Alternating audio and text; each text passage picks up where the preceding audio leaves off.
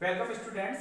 तो previous lecture में हमने बात कर ली थी P इक्वल टू माइनस की Z square upon 2 pi epsilon naught बीबी। यहाँ तक आ गया था हमारा इक्वेशन 7। और ये 7 इक्वेशन किस चीज को रिप्रेजेंट कर रहा है कि जो जेडी चार्ज आया है इलेक्ट्रॉन के साथ अन्योन्य क्रिया कर रहा है, तो इसको प्रदान किया गया संवेग, यानी कि इसके संवेग में कितना प्रदान परिवर्तन किया गया है। तो लिखना उपरोक्त समीकरण 7 इलेक्ट्रॉन को प्रदान किए गए संवेग को प्रदर्शित करता है। इलेक्ट्रॉन को प्रदान किए गए संवेग को प्रदर्शित करता है।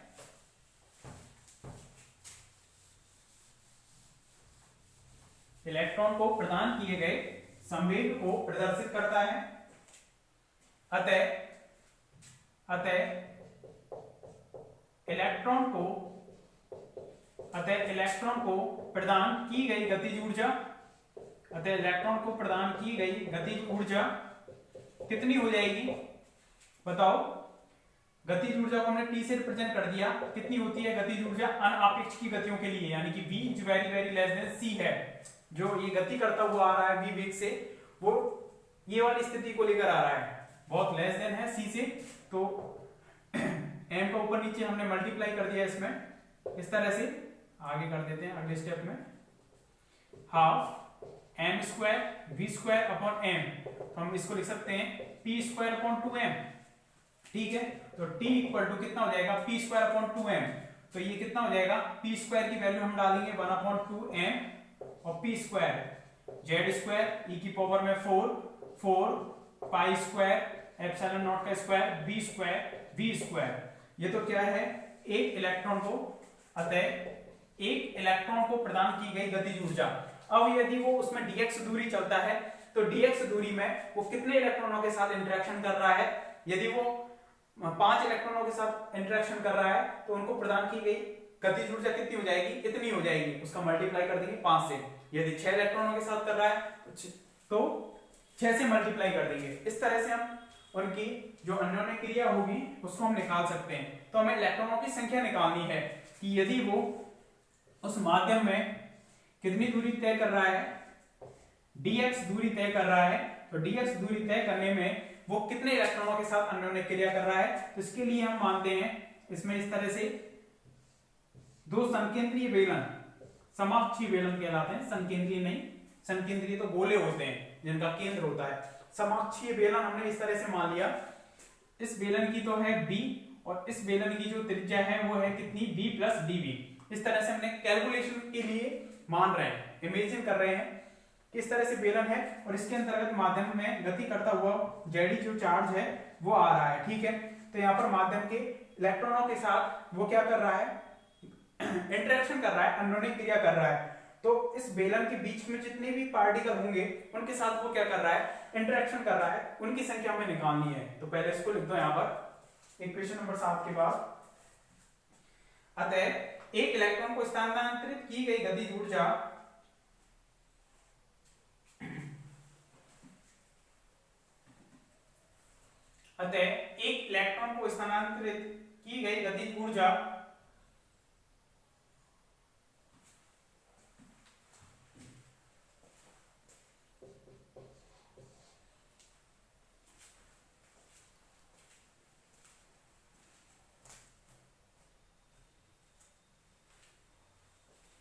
इसको लिख दो T इक्वल टू करके इसको एक इलेक्ट्रॉन के लिए।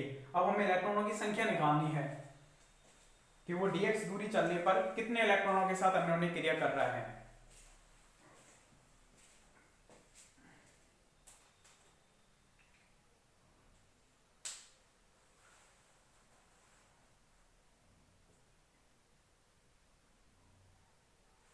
आगे लाइन लिखना समीकरण नंबर 8 के बाद। आवेशित कण के द्वारा इकाई दूरी चलने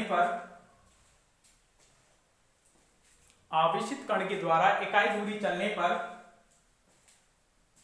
हुई ऊर्जा हानि को ज्ञात करने के लिए, आवेशित कण के द्वारा इकाई दूरी चलने पर हुई ऊर्जा हानि को ज्ञात करने के लिए dx लंबाई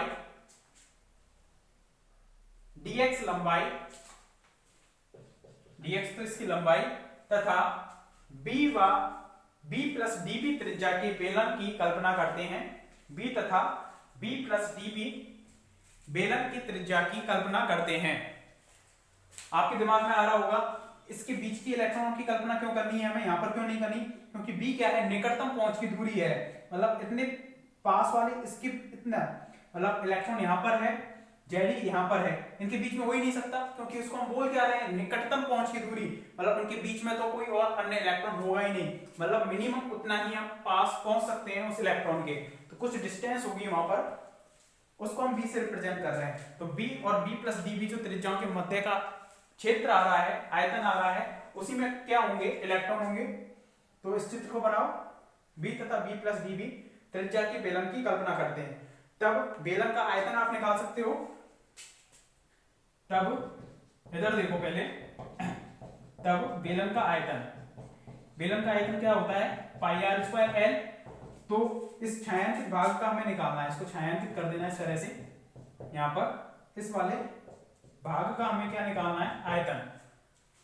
अतः तब बेलन का आयतन कितना हो जाएगा, पाई बड़े वाले बेलन में से B plus dB pi R square L में से हम घटा देंगे पाई बी स्क्वायर डीएक्स, इस तरह से पाई आर स्क्वायर एल में से इस बेलन के आयतन में से इस बेलन के आयतन को घटा देंगे तो छायांकित वाला भाग आ जाएगा। तब बेलन यानी कि छायांकित भाग का क्या आ जाएगा, आयतन। इसको ओपन करेंगे, करो इसको, pi b square plus 2b db, और ये कितना हो जाएगा यहां पर db का स्क्वायर इस तरह से इंटू dx, यहां पर आ जाएगा ये पाई बी स्क्वायर dx। तो यहां पर पाई बी स्क्वायर dx से ओपन कर लेते हैं, पाई बी स्क्वायर dx प्लस में ये वाली टर्म कैंसिल आउट हो जाएगी, db पहले अल्पांश है और उसका स्क्वायर हो रहा है, जैसे 10 की पावर -2 है और उसको आप स्क्वायर कर दिया 10 की पावर -4, तो टेंड कर जाएगा ये 0 की ओर। तो यहां पर हम लिखेंगे पाई 2 pi B db dx, 2 pi B db into dx, ठीक है, और माइनस के पाई बी स्क्वायर dx। इस तरह से पाई बी स्क्वायर dx से ये कैंसिल आउट हो जाएगा, तो यहां पर कितना बचेगा, 2 pi B db into dx, इतना बचेगा हमारे पास क्या, इस बेलन का आयतन, छायांकित भाग का आयतन। ऐसे लिख दो बेलन का आयतन, या फिर ऐसे लिख दो, तब छायांकित भाग का आयतन, और ये यहीं पर लिख देना इस तरह से। कंप्लीट करो इस चित्र को बनाने के बाद।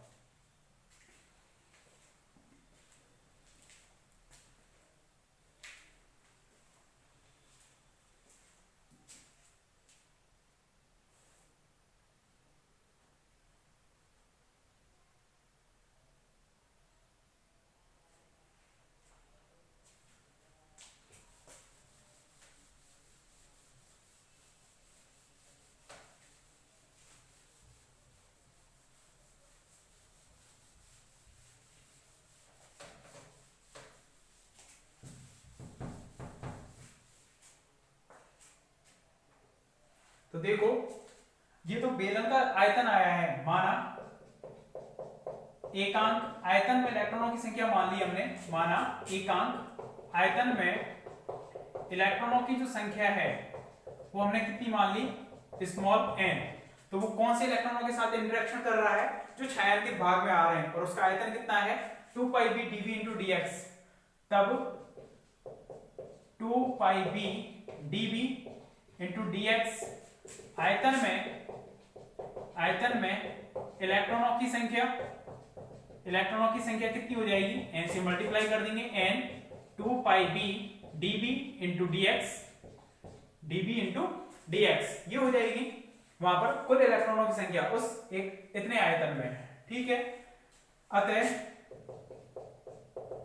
dx दूरी चलने पर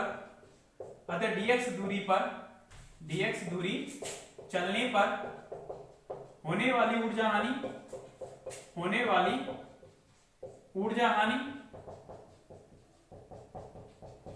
कितनी हो जाएगी, अतः dx दूरी चलने पर होने वाली ऊर्जा हानि वो कितनी हो जाएगी, यहां पर देखो वहां पर लिख रहे थे हम उसको इक्वल टू एक इलेक्ट्रॉन के साथ ऊर्जा हानि जो हो रही थी वो कितनी हो रही थी 1/2 पाई और Z square E square e की power 4/4 pi square epsilon naught का स्क्वायर बी स्क्वायर कुछ इसी तरह से था वो। एक की गतिज ऊर्जा इतनी ही आ रही थी, ठीक है, इतनी आ रही थी और एक इलेक्ट्रॉन को दी जाने वाली गतिज ऊर्जा है तो dx दूरी चलने पर वो इतने इलेक्ट्रॉनों के साथ इंटरेक्शन कर रहा है तो कुल ऊर्जा हानि कितनी हो जाएगी n 2 पाई b dx इंटू dv। यहां तक लिखो इसको।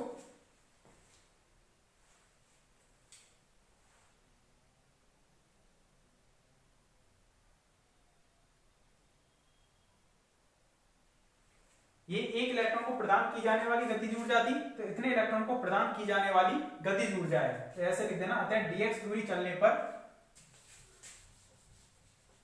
इलेक्ट्रॉनों को प्रदान की जाने वाली गतिज ऊर्जा, प्रदान की जाने वाली गतिज ऊर्जा, इस तरह से लिख देना। पहले आगे लिख देंगे उस लैंग्वेज को। dx दूरी चलने पर वो कितने इलेक्ट्रॉनों के साथ इंटरेक्शन कर रहा है, एक इलेक्ट्रॉन को तो इतनी गतिज ऊर्जा दे रहा है, इतने इलेक्ट्रॉनों को उससे मल्टीप्लाई कर दिया हमने, ठीक है। अतः बाहरी कण की ऊर्जा में होने वाली ऊर्जा हानि, बाहरी कण की ऊर्जा में होने वाली, क्योंकि लगातार अपनी एनर्जी को इलेक्ट्रॉनों को देता जा रहा है, इतने इलेक्ट्रॉनों को उसने इतनी एनर्जी दे दी, पूरी क्या है ये एक तरह से ऊर्जा। तो बाहरी कण की ऊर्जा में होने वाली कौन ऊर्जा हानि वो हमें ज्ञात करनी है, उसी को हम बोल रहे थे बोर सूत्र, ठीक है। बाहरी कण की ऊर्जा में होने वाली ऊर्जा हानि उसको हमने रिप्रेजेंट कर दिया माइनस के डीई, क्योंकि लगातार एनर्जी का लॉस हो रहा है इसलिए माइनस से रिप्रेजेंट कर दिया, माइनस के डीई इक्वल टू कितना हो जाएगा 1/2 पाई जेड स्क्वायर ई की power 4/4 pi square epsilon naught का square v square pi n 2 pi b dx dv। और कुल ऊर्जा हानि निकालनी है, बाहरी कण की ऊर्जा में होने वाली कुल ऊर्जा हानि है। कुल के लिए हम क्या करेंगे, इसका इंटीग्रेशन कर देंगे। क्या करेंगे, इंटीग्रेशन। तो माइनस के डीई किसको रिप्रेजेंट कर रहा है, डीई तो कुल होने वाली ऊर्जा हानि को माइनस एनर्जी में लॉस हो रहा है, ना कि वृद्धि हो रही है। इसको थोड़ा सॉल्व और कर लेते हैं तो कितना सॉल्व कितना होगा, देखो इसमें b से तो एक भी कैंसिल आउट हो गया, 1 और पाई से पाई कैंसिल आउट हो गया, 2 से 2 कैंसिल आउट हो गया, तो जेड स्क्वायर ई की पावर में 4 एन ये बचेगा, यहां पर 4 बचेगा, यहां पर पाई बचेगा, पाई स्क्वायर बचेगा, एक पाई ये कैंसिल आउट हुआ है, 2 बच रहे हैं, एप्सिलॉन नॉट का स्क्वायर बी बचेगा, वी स्क्वायर बचेगा, ठीक है, और क्या बचेगा dx बचेगा और dv बचेगा। कितना बचेगा यहां पर, इसको जेड स्क्वायर ई की पावर में 4n/4 पाई स्क्वायर एप्सिलॉन नॉट का स्क्वायर v स्क्वायर, इस सभी को हमने कॉमन ले लिया, जेड स्क्वायर ई की power 4/4 pi square epsilon naught का स्क्वायर v स्क्वायर को कॉमन ले लिया, यहां पर कितना बचेगा dx और dv/b। इस पर लिमिट लगेगी बी मिनिमम और बी मैक्सिमम, जो निकटतम पहुंच की दूरी है वो मिनिमम भी हो सकती है और मैक्सिमम भी हो सकती है। इस इंटीग्रेशन को हमें सॉल्व करना होगा। यहां तक देखो इसको, बाहरी कण की ऊर्जा में होने वाली कुल ऊर्जा हानि,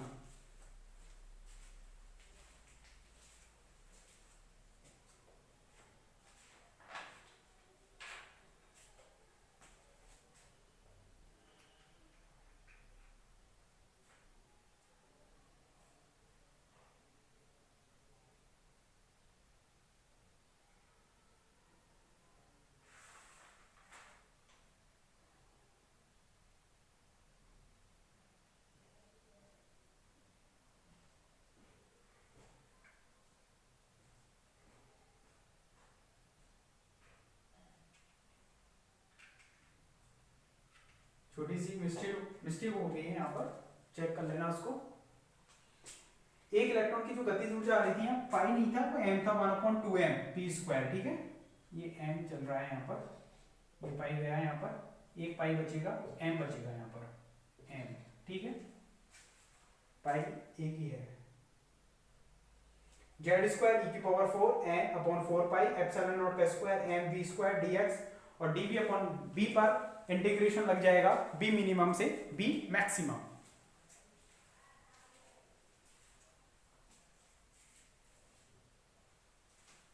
अच्छा ये बताओ, यहाँ पर जो ये इलेक्ट्रॉन है, माध्यम का जो कक्षीय इलेक्ट्रॉन वास्तव में स्थिर अवस्था में है क्या? ये नहीं है, वो लगातार यहाँ पर कक्षीय इलेक्ट्रॉन यहाँ पर इस तरह से गतिशील है वो, तो कभी इस स्थिति पर आ रहा है, कभी इस स्थिति पर आ रहा है, इसलिए यहाँ पर हमने बी की लिमिट लगाई है। बी क्या है? निकटतम पहुंच की दूरी, तो ये तो बी मिनिमम होगा, और ये वाला यहाँ से यहाँ तक होगा वो बी मैक्सिमम होगा, यहाँ तक बी मैक्सिमम और यहाँ तक बी मिनिमम, इसलिए लिमिट लगाई है। आप तो ये सोच रहे होंगे पहले से ही वो निकटतम है, तो और क्या निकटतम होगा, उसमें मिनिमम मैक्सिमम क्या होगा? तो ये मिनिमम मैक्सिमम होगा कि वो इलेक्ट्रॉन है वहां पर स्थिर अवस्था में नहीं है, गतिशील है, इसलिए बी मैक्सिमम और बी मिनिमम, इनकी वैल्यू भी हम आगे निकालेंगे। पहले यहां तक लिखो इनको।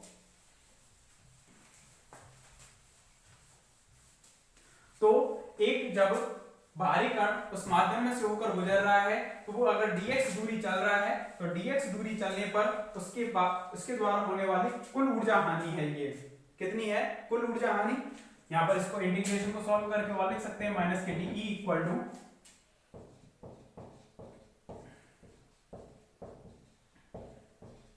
N upon M B square.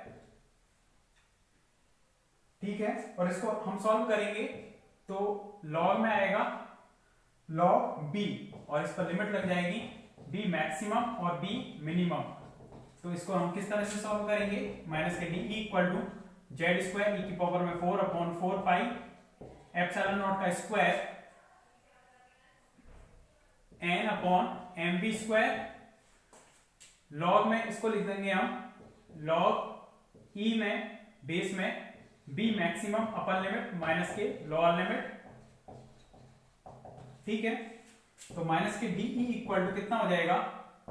यहां पर dx और चल रहा है, ठीक है, dx और है ये, तो जेड स्क्वायर ई की पावर में 4 upon 4 pi epsilon not square N upon M B square log E B maximum upon B minimum. Log M minus log N कितना होता है? Log M upon N. यहां तक देखो, इसको इक्वेशन नंबर इसको डाल देना, जो भी नेक्स्ट चल रही है यहाँ पर 7 8वीं चल रही है ये, शायद 8 डाल देना इस पर। ठीक है, तो ये उसमें dx दूरी चलने पर होने वाली ऊर्जा हानि को व्यक्त कर रही है, उस बाहरी कण की dx दूरी चलने पर होने वाली ऊर्जा हानि को। dx और है इसमें देखना। उपरोक्त समीकरण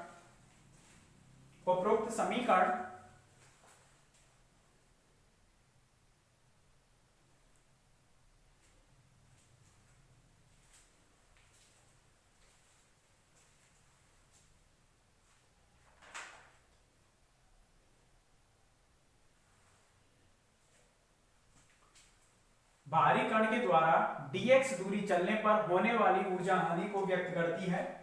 उपरोक्त समीकरण dx दूरी चलने पर होने वाली ऊर्जा हानि को व्यक्त करती है।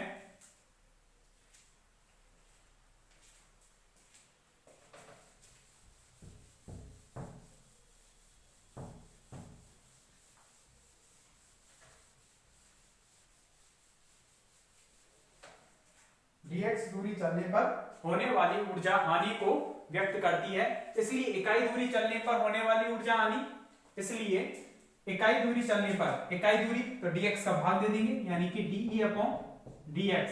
एकांक दूरी चलने पर होने वाली ऊर्जा हानि हो जाएगी ये जेड स्क्वायर ई की पावर में 4 अपॉन 4 पाई एप्सिलॉन नॉट का square N upon M B square log E B maximum upon B minimum, b maximum upon B minimum. इकाई दूरी चलने पर होने वाली ऊर्जा हानि ये हो जाएगी। ठीक है, इक्वेशन नंबर 9 dx को कर लिया है। अब जरा दिमाग लगाना है यहाँ पर, जो बी मैक्सिमम है और बी मिनिमम उनकी हमें गणना करनी है। तो फर्स्ट हेडिंग डाल देना इसमें बी मैक्सिमम, यानी कि महत्तम संघट्ट प्राचल बोल सकते हैं इसको, महत्तम संघट्ट प्राचल, टक्कर करने के लिए महत्तम जो दूरी है उनके बीच में, बी मैक्सिमम महत्तम संघट्ट प्राचल या निकटतम पहुंच की दूरी, निकटतम पहुंच की दूरी, यानी जो निकटतम पहुंच की दूरी है उसी को नाम देते हैं हम संघट्ट प्राचल। तो महत्तम संघट्ट प्राचल और मिनिमम न्यूनतम संघट्ट प्राचल उनकी गणना करनी है। तो बी मैक्सिमम देखो, तो वहां पर जो कक्षीय इलेक्ट्रॉन है वो लगातार कक्षा में गति कर रहा है, यहां से जेडी आवेश है वो चल रहा है, ठीक है, ये निकटतम पहुंच की दूरी थी। अब यहाँ पर जो इलेक्ट्रॉन है वो इसके साथ इंटरेक्शन करे, तो ये लगातार इसमें गति कर रहा है, माना ये एफ आवृत्ति से क्या कर रहा है, इसमें लगातार गति कर रहा है। एफ क्या है, इसकी फ्रीक्वेंसी, जो न्यू से हम रिप्रेजेंट करते हैं वो हम यहाँ पर रिप्रेजेंट कर रहे हैं एफ से। एफ फ्रीक्वेंसी से लगातार इसमें गति कर रहा है, तो उसका जो आवर्त काल होगा वो दूरी बटे चाल, जो चार्ज लेकर आया है वो इससे इंटरेक्शन कब कर पाएगा, जब वो यहाँ पर रुका रहे, जब वो ज्यादा से ज्यादा टाइम रुका रहे। अरे भाई, आप लोगों की किसी के साथ मीटिंग है, वो मीटिंग में आप जा रहे हो, तो उससे वार्तालाप कब कर पाओगे आप, जब उसके लिए उसके पास टाइम होगा, वो ऐसे फटाफट सा भाग रहा है, दौड़ रहा है, तो उसके साथ इंटरेक्शन ही नहीं कर पाएगा। तो इसका जो आवर्त काल है, आवर्त काल मतलब एक सेकंड, एक चक्कर लगाने में लगा समय ज्यादा से ज्यादा होना चाहिए, यानी उसका जो आवर्त काल है उससे अन्योन्य क्रिया करने वाले समय से या तो बराबर हो या फिर ज्यादा हो, ऐसे नहीं हो उसका आवर्त काल इस अन्योन्य क्रिया करने वाले समय से कम हो, तो वो क्या होगा, अन्योन्य क्रिया करने तो जा रहा होगा इससे, लेकिन वो भाग गया वो यहाँ से, तो हमेशा उसका आवर्त काल इस समय से ज्यादा होना चाहिए। जितना ज्यादा आवर्त काल होगा मतलब इलेक्ट्रॉन उतने ही धीमे से यहाँ पर गुजर रहा है। आवर्त काल से मतलब क्या है कि इलेक्ट्रॉन एक कक्षा को पूरा करने में, एक चक्कर को पूरा करने में कितना समय लगा रहा है, वो ज्यादा से ज्यादा होना चाहिए, तभी यहाँ पर वो टिका रहेगा, और जितना कम होगा ये समय उतना ही फास्ट दौड़ेगा वो, ठीक है। तो टी का मान है वो बी अपॉन बी से ये होना चाहिए, तो इसको हम लिख सकते हैं 1 अपॉन एफ, फ्रीक्वेंसी और आवर्त काल एक दूसरे के व्युत्क्रम होते हैं, बी बाई बी, यहां से बी की वैल्यू हम निकालते हैं लेस देन इक्वल टू, इधर की तरफ बी को इधर ले गए, बी बाई एफ, ठीक है, बी की साइड में लेस देन इक्वल है, ठीक है। तो बी का मिनिमम मान कितने के बराबर है, b is less than equal है बी बाई एफ से, यही मतलब रहा इससे कि v बाई एफ है वो b से, b की जो वैल्यू है v बाई एफ से या तो कम होगी या उसके बराबर ही होगी, मतलब ये कह सकते हैं इससे इंप्लाइज करके कि b मैक्सिमम जो होगा वो कितना ही हो सकता है हमारे पास v बाई एफ, मिनिमम तो इससे नीचे भी हो रहा है, b का मान है v बाई एफ से कम है या उसके बराबर है, ठीक है, v बाई एफ से या तो कम है या उसके बराबर है, तो b मैक्सिमम कितना होगा, v अपॉन एफ, इससे तो ऊपर जाने वाला ही नहीं है, ये ग्रेटर देन है, इतनी हायर लिमिट लगी हुई है, तो v by F, equation number इस पर डाल देंगे 10, लिखना इक्वेशन नंबर 9 के बाद लिखना फर्स्ट पॉइंट डालकर महत्तम संघट्ट प्राचल या महत्तम निकट पहुंच की दूरी बी मैक्सिमम की गणना।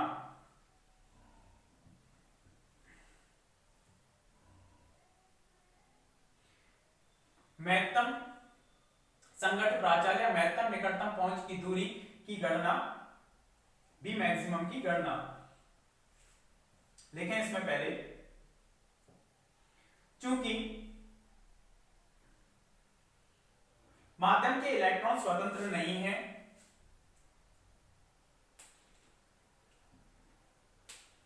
चूंकि माध्यम के इलेक्ट्रॉन स्वतंत्र नहीं है जबकि वे नाभिक के चारों ओर एफ आवृत्ति से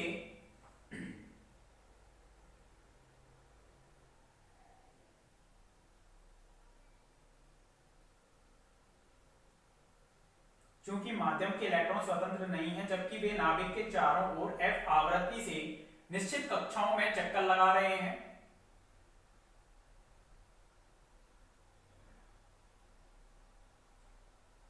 आवेशित कण अल्प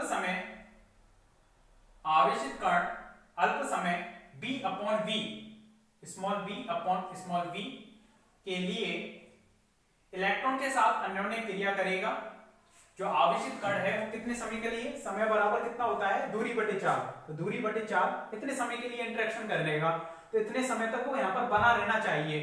तो उसका जो आवर्त काल है वो या तो इसके बराबर हो या फिर उससे कम, आवर्त काल का मान या तो इससे के बराबर हो या फिर उससे ज्यादा हो, ठीक है। कम नहीं होना चाहिए, कम हुआ तो वो जल्दी से भाग जाएगा, फिर वहां से समय नहीं है उसके पास, समय ज्यादा होना चाहिए भाई उसके पास। यदि तुम किसी से मीटिंग कर रहे हो तो उसके पास या तो समय तुम जितना समय है, तुम्हें 5 मिनट की मीटिंग चाहिए उससे, तो या तो उसके पास टाइम 5 मिनट तक ही हो या फिर उससे ज्यादा हो, तभी आप उससे मीटिंग कर पाओगे। उससे 2 मिनट में वहां से भगना है तो आप अपनी वार्तालाप को उससे नहीं कर पाओगे। तो समय उसके पास आपके समय के बराबर होना चाहिए या फिर उससे ज्यादा होना चाहिए। अब समझ गए, अब लिख दो।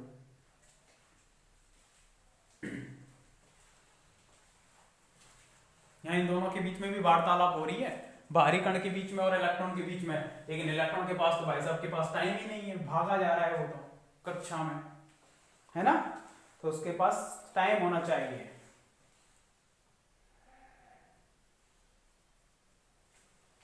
वो तो उसको ऊर्जा देने आया है, वो वहां से भागा जा रहा है। समीकरण नंबर 10। इसके बाद सेकंड हेडिंग डाल देना, बी मैक्सिमम आ गया हमारे पास, अब बी मिनिमम। बी मिनिमम की गणना, बी मिनिमम की गणना, तो देखिए इसकी गणना करने के लिए हम अनिश्चितता जो सिद्धांत है हाइजेनबर्ग का, उसका यूज करेंगे। Delta x into delta p x कितना होता है, greater than equal to h cut upon 2, यानी इन दोनों का गुणनफल एच कट अपॉन 2 से या तो बड़ा होगा या उसके इक्वल होगा, या तो एच कट अपॉन 2 से बड़ा होगा या इक्वल होगा। तो delta x into delta p x की हमने जो वैल्यू है लगभग इक्वल टू मान ली एच अपॉन 2, कितनी मान ली, एच अपॉन 2, क्योंकि एच कट का मतलब क्या होता है, एच अपॉन 2 पाई, तो इस पूरी क्वांटिटी का मतलब हो गया एच कट अपॉन 2 का एच अपॉन 2 पाई इंटू 2 यानी कि 4 पाई, ये हो गया इसका मतलब एच अपॉन 4 पाई। और एच अपॉन 4 पाई से एच अपॉन 2 तो हमेशा बड़ा ही रहेगा, इसकी तुलना में एच अपॉन 2 तो बड़ा रहेगा। तो ये वाली इक्वेशन क्या कह रही है कि इन दोनों का गुणनफल या तो इसके बराबर हो या फिर इससे बड़ा हो, तो हमने इसको बड़ा किसके बराबर ले लिया, h बाई 2 के, ठीक है। तो delta x equal to 2 upon delta p x, ये हो जाएगा। तो डेल्टा x इक्वल टू कितना हो जाएगा, h upon 2 into m b, h upon 2 into m b. और डेल्टा x इसको हमने लिख दिया कितना, b मिनिमम होगा ये, क्योंकि संवेग मैक्सिमम वो उसको ट्रांसफर कर रहा है, मैक्सिमम जितनी हो सकती है उसको एनर्जी ट्रांसफर कर रहा है, मतलब संवेग ट्रांसफर कर रहा है, संवेग का मान मैक्सिमम है, तो उस स्थिति में b मिनिमम होगा और वो कितना हो जाएगा, h अपॉन 2 mv। लिख दें इसको, इक्वेशन नंबर 11, इक्वेशन नंबर 11।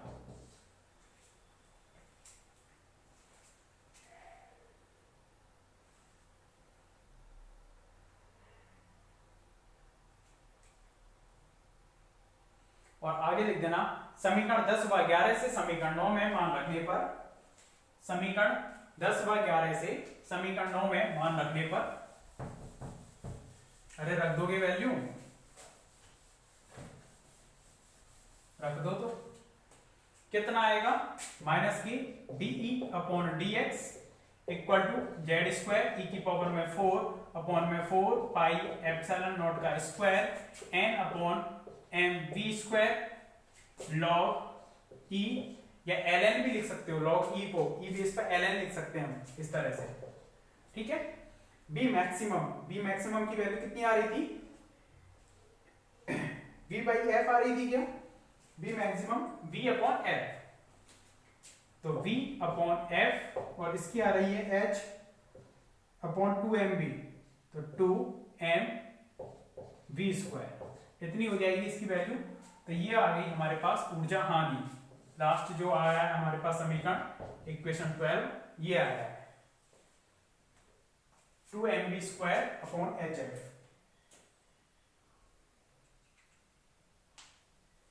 ठीक है, यहां तक हो चुका है ये लगभग, लेकिन स्मॉल n को हम कैपिटल N में, एकांक आयतन में परमाणुओं की संख्या, ये तो हमने इलेक्ट्रॉनों की संख्या मानी थी, इसमें एकांक आयतन में परमाणुओं की संख्या मानकर थोड़ा और इसमें करेक्शन करना है, वो करेंगे हम नेक्स्ट लेक्चर में। Okay, thank you.